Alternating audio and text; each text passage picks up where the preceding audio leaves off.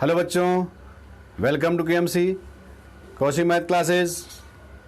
बच्चों NCERT 9th class आज हम शुरू करेंगे चैप्टर 6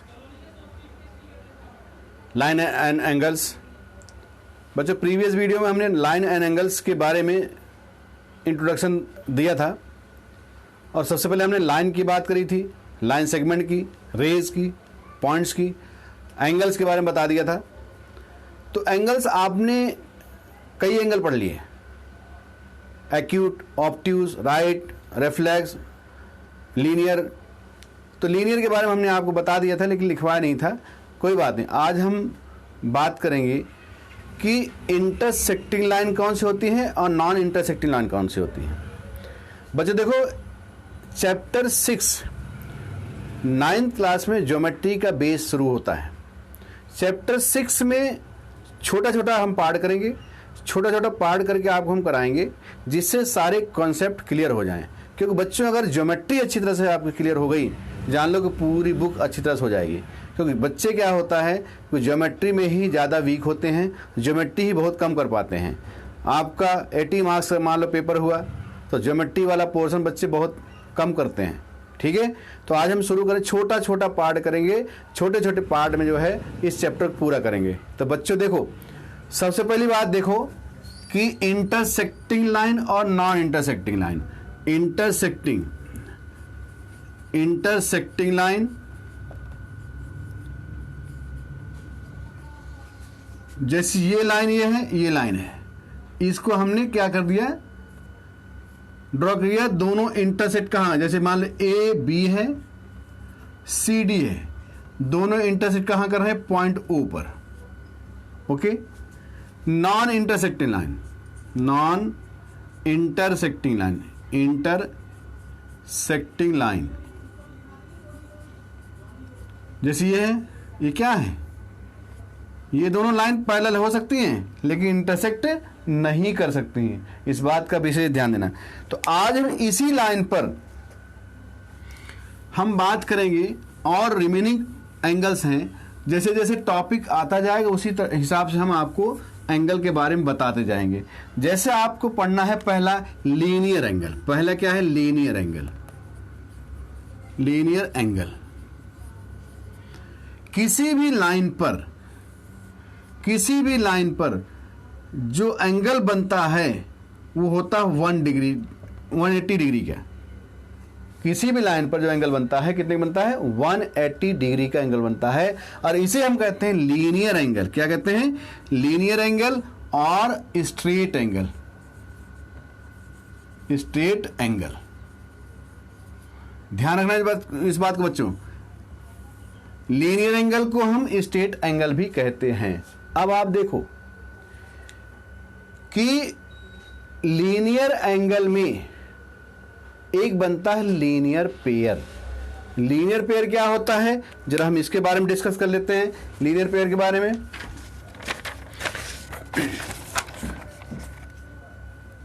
जरा ध्यान समझो। अगर आपको पढ़ना है linear pair, pair of angle, जरा देखो, पेयर ऑफ एंगल में किसी भी लाइन पर कोई रे अगर इसको, लाइन को, जो एंगल बन रहा है दो पार्ट में डिवाइड कर रही है, तो दोनों एंगल जो बनेंगे ए और बी, मान लो ये आपको जो है ओ ए ओ बी है, ये आर है, तो ओ आर रे है। यह ओ आर इस ए बी को दो एंगल में डिवाइड कर रहा है। इस ए बी पर जो एंगल बन रहा है लीनियर एंगल, उस लीनियर एंगल को दो पार्ट में डिवाइड कर रहा है और इन दोनों पार्ट का जो सम होगा वो होगा 180। क्या होगा, 180। Sum of two angle on a line is equal to 180 and this angle is called linear pair। मतलब angle A plus angle B angle A plus angle B is equal to 180 degree. और इसे हम कहेंगे linear pair. Okay, linear तो आपको पहले भी था, 180 का था, लेकिन हमने इसको दो पार्ट में डिवाइड कर, दो एंगल में डिवाइड कर दिया, और दोनों एंगल सम कितना होता है, 180 डिग्री होता है। कोई दिक्कत? अब इसी को हम कहते हैं कि दो एडजेसेंट एंगल भी कह सकते हैं। कैसे? जैसे मान लो ये है, रे है, इस रे पर कॉमन पॉइंट ये हुआ, एक एंगल ये बना, एक एंगल ये बना, ठीक। ये मान लो ए है, ये मान लो बी है, तो एंगल ए एंगल बी का एडजेसेंट एंगल होगा, ठीक है ना। एंगल ए इज, लिख देता हूं, angle A is adjacent angle of B, angle B is adjacent angle of angle A. तो इस कॉमन पॉइंट पर इन एक रे है, एक रे, एक रे, तो तीनों रे से दो एंगल बन रहा है, और दोनों एंगल जो है एक दूसरे क्या कहलाएंगे, एडजेसेंट एंगल। तो एंगल ए कहलाएगा एंगल बी का, और एंगल बी कहलाएगा एंगल ए का। तो उसी तरह से किसी भी लाइन पर जब दो एडजेसेंट एंगल का सम अगर कहो तो मैं लिख देता हूं, ठीक है, लो लिख देता हूं, on a line sum of two adjacent angle is 180 degree, and this angle is called, and this is called linear pair angle. Okay बच्चों, इसी को हम कहते हैं लीनियर पेयर। ध्यान रखो इस बात को कि इसे हम देखो यहां लिख दो linear pair angle. Linear pair angle की डेफिनेशन यहां हमने कर दी, ध्यान रखना इस बात का, ठीक है जी। आप समझ गए इस बात को? तो आगे हम बढ़ते हैं अगले टॉपिक पर।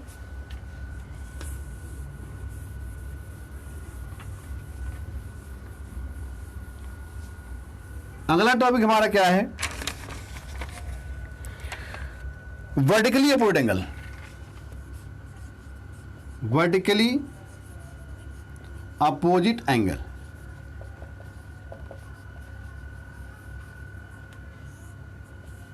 आप सबने सीजर देखा होगा। सीजर इस तरह से होता है, यहां दोनों उंगलियां पकड़ते हो आप, ये दोनों नोक होती हैं, यहां से कटता है। तो ध्यान रखना कि ये वाला एंगल जो होगा इसके इक्वल होगा, इसको ए मान लो, इसको बी मान लो, एंगल ए होगा एंगल बी के, और इसको मान लो सी, इसको मान लो डी, और एंगल सी होगा एंगल डी के। अभी हम इसको प्रूव करके बताएंगे, ठीक है ना। वर्टिकली अपोजिट एंगल बच्चों, वर्टिकली अपोजिट एंगल किसे कहते हैं? इसे कहते हैं। अब देखो वर्टिकली अपोजिट कैसे होता है, जरा हम इसे प्रूव करके आपको बताते हैं। आपके यहां थ्योरम जो है, थ्योरम देखो, मैंने आपसे क्या कहा कि चैप्टर 6 अगर मैं करा रहा हूं तो एक एक चीजें आपको कराऊंगा, थ्योरम्स, एग्जाम्पल्स और एक्सरसाइज के क्वेश्चंस। जब ये सारे हो जाएंगे फिर आपको हम एक्स्ट्रा क्वेश्चन कराएंगे। पहले एनसीईआरटी। एनसीईआरटी बच्चों बेस होता है। अगर आपने एनसीईआरटी क्लियर कर ली अच्छी तरह से तो कोई भी ऐसा क्वेश्चन आएगा आप उसको बड़े आराम से कर लोगे, क्योंकि एनसीईआरटी सबकी बस की ना होती है। बहुत जने कराते नहीं एनसीईआरटी अच्छी तरह से। एनसीईआरटी बहुत अच्छी तरह से करो, और एनसीईआरटी अगर आपने अच्छी तरह से कर लिया तो आप कोई भी क्वेश्चन आएगा इस बेस का बड़े आराम से कर लोगे, ठीक है। जरा हम करते हैं थ्योरम 6.1 क्या है। If two line intersects, theorem 6.1, if two line intersect, if two line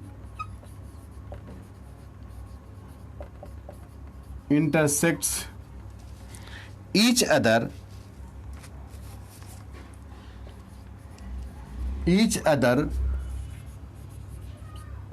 then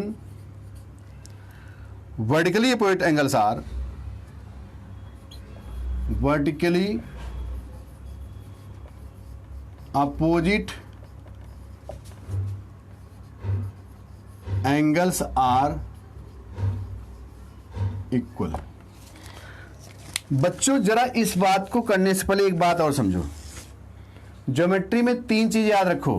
क्या? गिवन, टू प्रूव, कंस्ट्रक्शन और प्रूफ। ये अगर आपको चारों चीजें मिल जाती हैं, आपने अगर इसे लिख दिया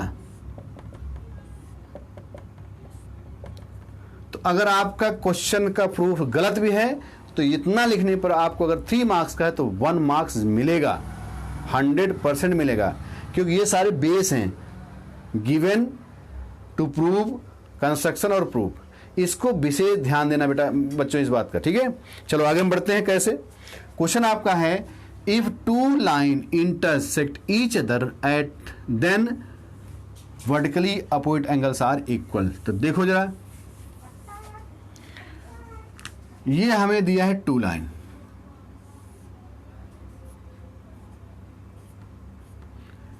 ए बी और सी डी ऊपर। अब यहां लिखो given,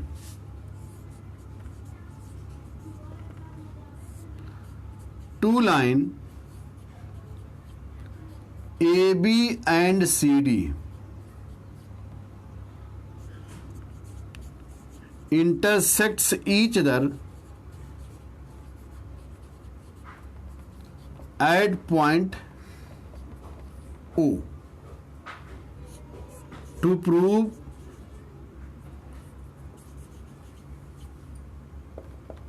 angle AOC is equal to angle BOD, ये वाला इसके, angle AOD is equal to angle BOC, ये वाला एंगल इसके। ठीक बच्चों, अब आप आ जाओ प्रूफ की।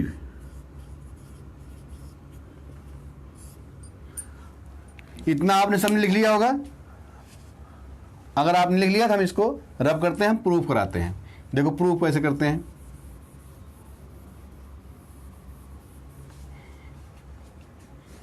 ठीक है बच्चों, लिख लिया ना। चलो हम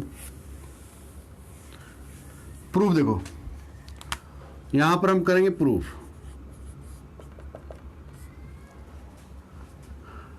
angle AOC plus angle AOD is equal to 180 degree. यहां लिखो linear pair, linear pair equation 1, मतलब ये वाला एंगल प्लस ए वाला एंगल।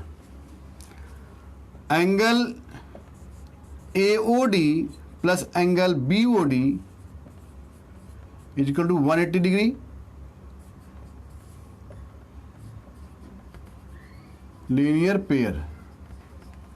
ठीक, जरा देखो ध्यान से, इसका सम प्लस इसका सम। बच्चों याद रखना, कोई भी 2 इक्वेशन है, अगर उसका एक साइड इक्वल होता है दूसरा साइड अपने आप इक्वल होता है। इस वाले थ्योरम को आपने पढ़ा हुआ अच्छी तरह से। तो लिखो from equation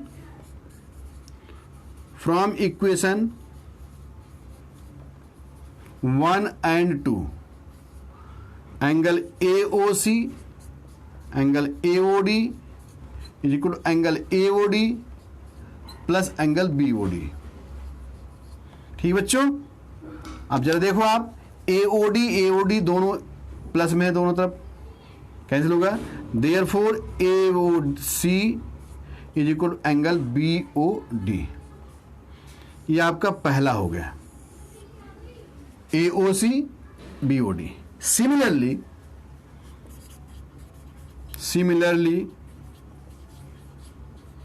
we can prove angle AOD is equal to angle BOC, hence proved,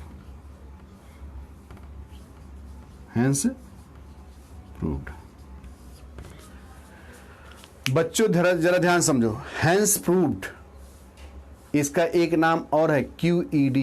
QED मतलब क्या होता है? क्वेश्चन का एंड। कभी कभार पूछ लेता है कि what is meaning of QED। QED इसका मतलब होता है क्वेश्चन का एंड, जो इसका मतलब होता है वही इसका मतलब होता है। ठीक, तो जरा देखो, vertically opposite angle are equal. ठीक, आगे हम पढ़ते हैं।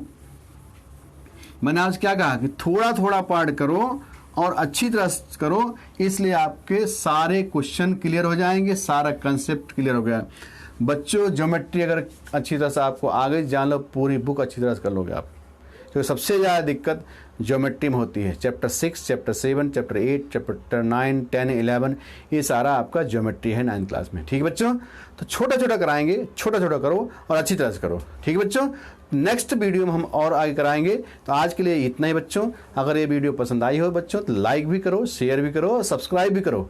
ओके बच्चों, थैंक यू।